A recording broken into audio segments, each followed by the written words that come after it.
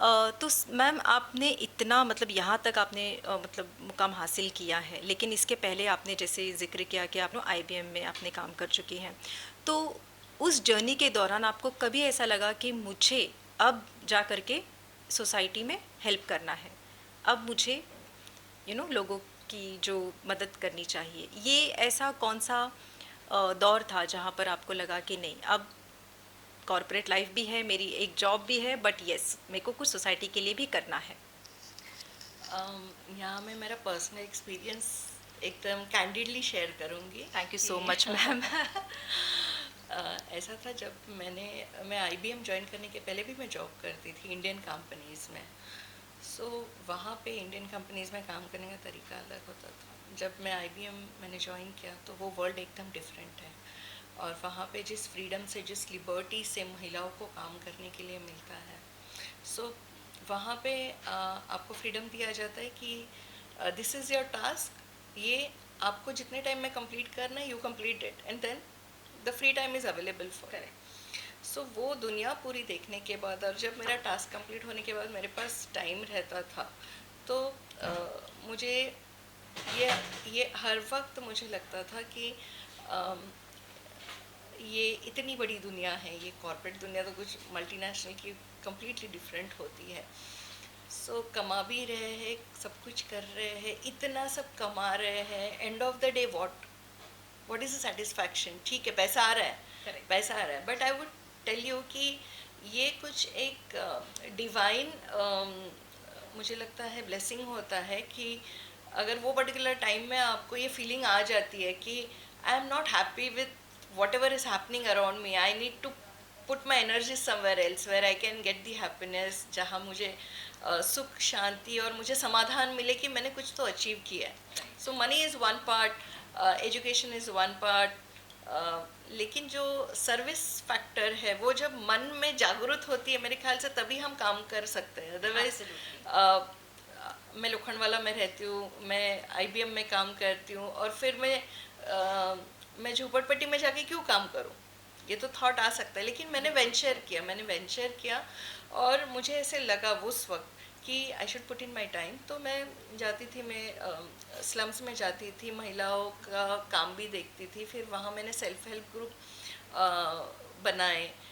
मैंने ऐसा सोचा उस वक्त कि इन महिलाओं को अगर कोई गाइडेंस नहीं मिला, they are putting their efforts in it, लेकिन इनको गाइडेंस की ज़रूरत है, मेहनत तो कर रहे हैं, लेकिन अगर गवर्नमेंट कुछ अच्छे काम महिलाओं के लिए ला रही है तो why can't I become a catalyst in between? Right, एक मीडिएटर बन के मैं इनके लिए वो काम कर सकती हूँ, क्योंकि वो स्लम की महिलाएं ऑफिस में जाके प्रेजेंट नहीं कर पाती है, तो we can go and do that work. So I begin doing all that things.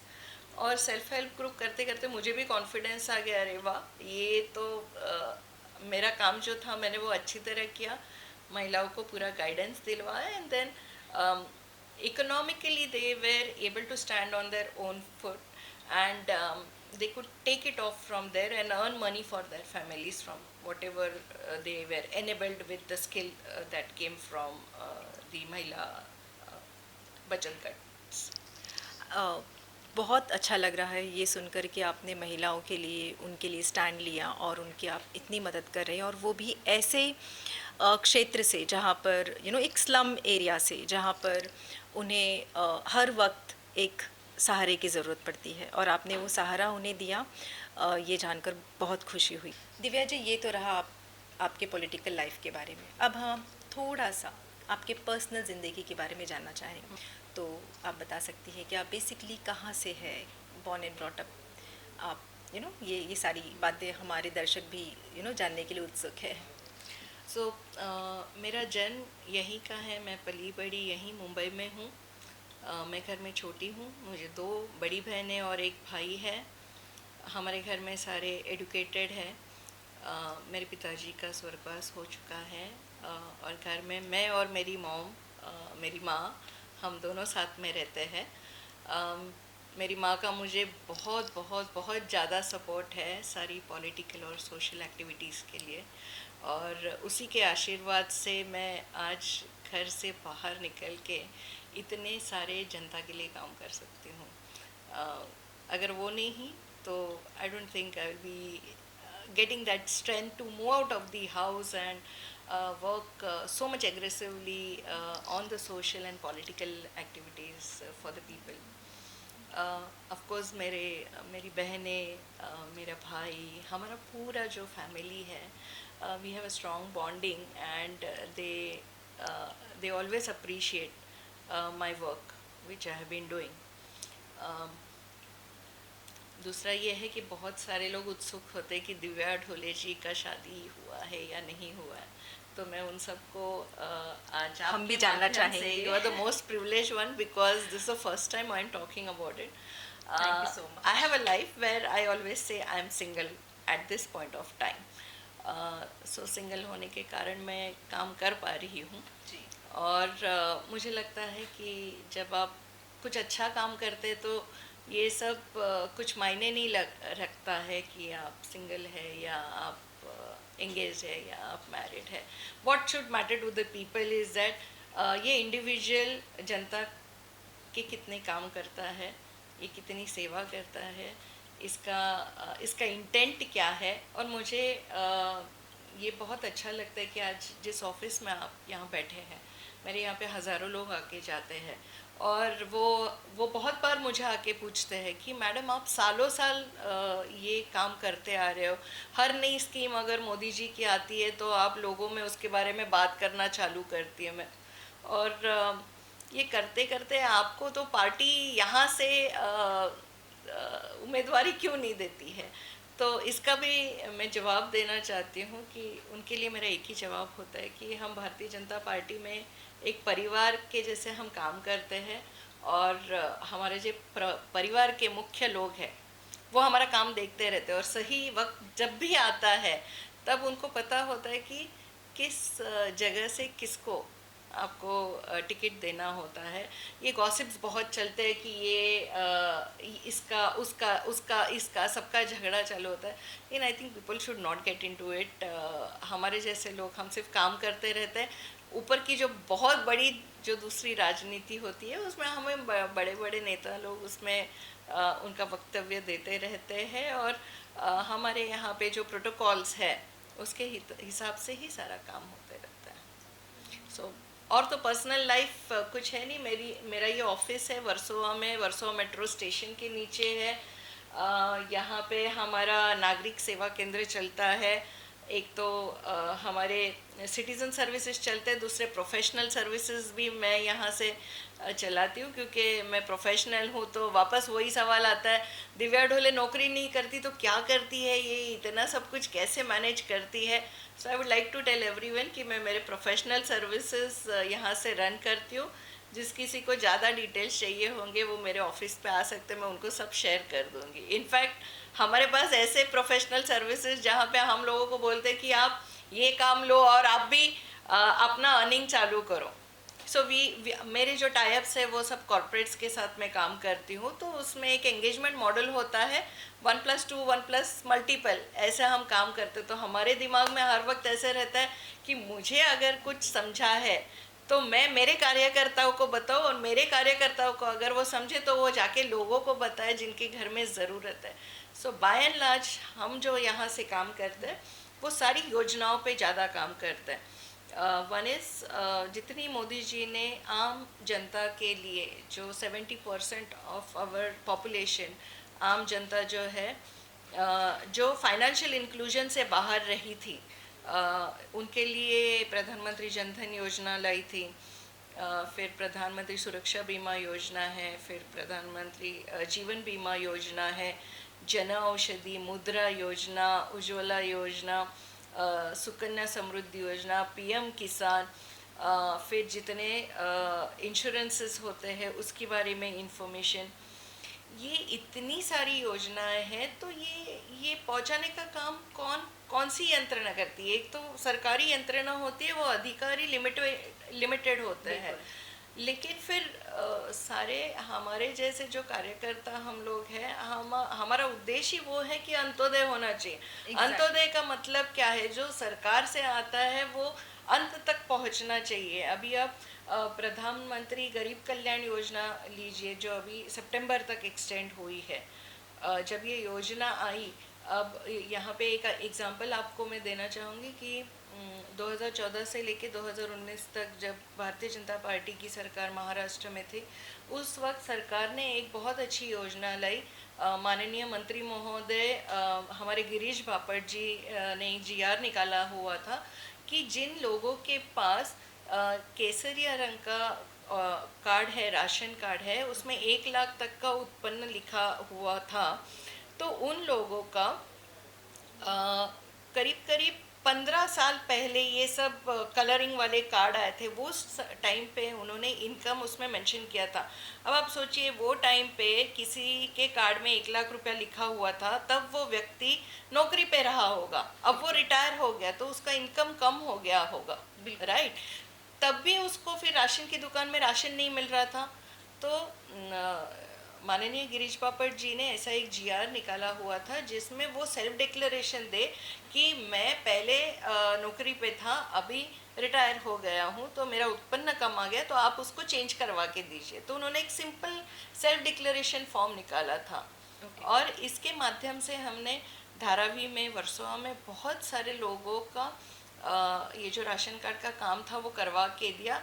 उसका परिणाम जो हुआ वो ये था कि 2020 में जब कोरोना की वजह से लॉकडाउन लगा, तो आप इमेजिन करिए कि जब इतने सारे फैमिलीज का राशन चालू हो गया था हमारी वजह से, तो कोरोना में उनको कितना फ़ायदा हो गया। बिल्कुल, क्योंकि काफ़ी तभी फ़ायदा तो हुआ पाँच होगा। 5 किलो फिर एक्स्ट्रा देने लगे थे, और अभी तक वो सितंबर तक योजना अभी एक्सटेंड कर दी है। तो ये ऐसे जो काम हमने किए हैं, इसमें हज़ारों लोगों का हमने को ये लाभ पहुंचाने का काम किया। इसमें बहुत सा हमारा इफ़र्ट गया, क्योंकि लोगों को जाके बोलना, समझाना। और आपको जैसे मालूम होगा कि मैं 2014 में धारावी से विधायक का चुनाव लड़ी थी और मैं हार गई, वहाँ से तीसरे क्रमांक पे आई थी। लेकिन फिर भी उसके बाद, हारने के बाद भी मेरा ये दायित्व था कि बीजेपी की सरकार केंद्र में थी, राज्य में थी, तो हारने के बाद भी मैं वहाँ पे कंटिन्यूसली 2019 तक काम करते रही। उसके बाद तो जो हुआ वो सबको मालूम ही है, लेकिन 19 तक मैंने काम किया। और हर एक जो योजना थी धारावी जैसे क्षेत्र में, अभी वो तो एशिया खंड की सबसे बड़ी स्लम है, झोपड़पट्टी है, बिल्कुल। और वहाँ पे 35 साल से कांग्रेस का राज चल रहा था। तो जब मैं गई तो मेरे लिए तो वो थोड़ा डिफ़िकल्ट था डाइजेस्ट करने के लिए कि 35 साल में लोगों को योजनाओं का लाभ कैसे नहीं मिला। तो मैंने एजेंडा मेरा सेट करके रखा था कि जो मोदी जी ने कहा है, जो देवेंद्र जी ने कहा है, उसी को यहाँ पे चलाएंगे। और हर एक योजना हमने वहाँ चलाई, ऐतिहासिक काम किए, लोगों को खुशी किस बात से मिले, तो हमने बहुत सारे इवेंट्स वहाँ पे किए। धारावी महोत्सव किया, धारावी ईद महोत्सव किया। मुस्लिम समुदाय के साथ हम लोग मिलजुल के काम कर रहे थे, और मुझे बहुत खुशी है कि वहाँ के मुस्लिम समुदाय के लोग मुझे आज भी मानते हैं, क्योंकि मैं एक में हूँ ऐसी महिला हूँ भारतीय जनता पार्टी मुंबई से, जो धारावी के 55 मस्जिदों में जाके ईदी दे के आई हुई हूँ। और मुझे बहुत अच्छा लगता है कि जब भी मैं मस्जिद में गई तो मेरा स्वागत ही किया गया। हालांकि मुझे बहुत डराया गया था कि दिव्या जी आप अकेले मत जाइए, तो मैंने वो चैलेंज ले लिया था, बट मेरा अनुभव बहुत अच्छा रहा था। मैं जितने साल धारावी में काम मैंने किया, मुझे कोई तकलीफ़ नहीं हुई। ना किसी ने मुझसे कोई उटपटांग बात की। हालांकि कुछ इंसिडेंट्स एक आध दूसरा हो चुका है, लेकिन मेरा अनुभव बहुत अच्छा रहा। और लोगों की यही जो हमने काम किए हुए हैं उसके आशीर्वाद बहुत है, वो आशीर्वाद ही हमारे लिए काफ़ी है। वो कभी ना कभी तो it will pay off obviously. It will.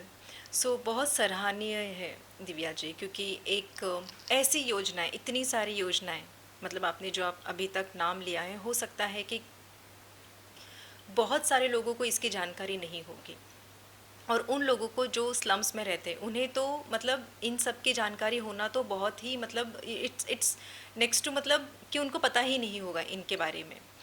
सो आप एक ज़रिया बनती है, आप उनको इनके बारे में उनको बताती है, और फिर इन सारी योजनाओं का लाभ लेने के लिए आप उनको प्रोत्साहित करती है, क्योंकि सरकार ऐसे ऐसी योजनाएं लेकर आती है, उसके लाभ भी बहुत होते हैं लेकिन बहुत कम लोगों को पता होता है और बहुत कम लोग उसका उपयोग में लेकर आते हैं, लेकिन आप इनके एक ज़रिया बनकर आप उनको मदद करती है। बहुत अच्छा लगा ये सुनकर। धारावी एमएलए इलेक्शंस आप लड़ चुकी हैं और तीसरे पद पर आ चुकी हैं, काफ़ी अच्छा रिस्पांस रहा।